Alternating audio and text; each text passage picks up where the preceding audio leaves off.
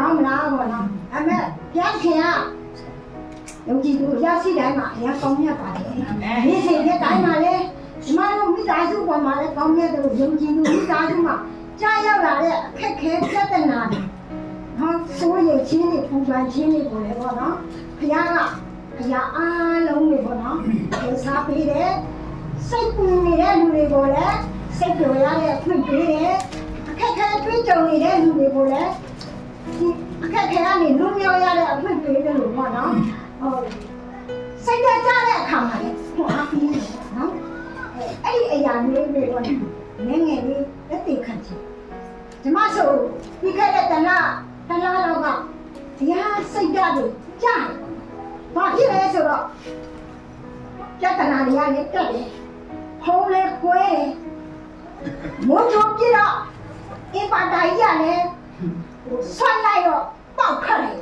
ကျမမီးမအော်လို့ရှိကျမတို့မသိကျမတို့ကသိဘယ်ထီကူလို့ရှိဘယ်ထီပေါက်လို့တဲ့ဘူးကုန်နော်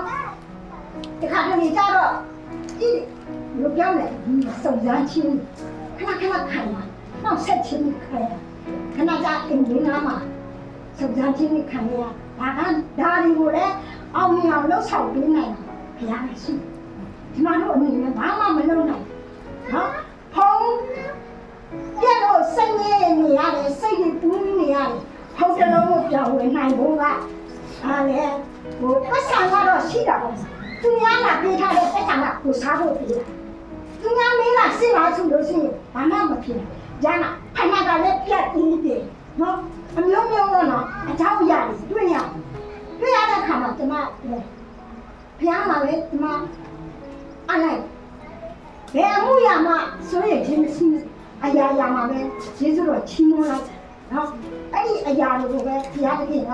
အကောင်းဆုံးပေးလိုက်မယ်ပေါ့နော်ဆိုရင်ချင်းမရှိနဲ့ပေါ့နော်အရာကိုယေရှုတော်ချီးမွမ်းရင်းနဲ့နော်အောင်မြင်ရတဲ့အဖြစ်ကိုရနော်အဲ့မှာကျမ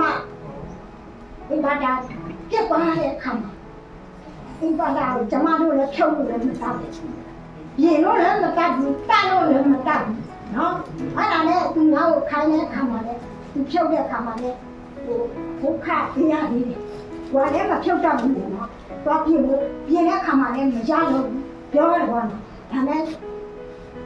အင်ပါတာအစ်စ်ကိုတော့မင်းကြည့်တော့လေ2000ပြောတယ်။2000နဲ့200ပြောတယ်။2000ပြီးမယ်200ဆော့။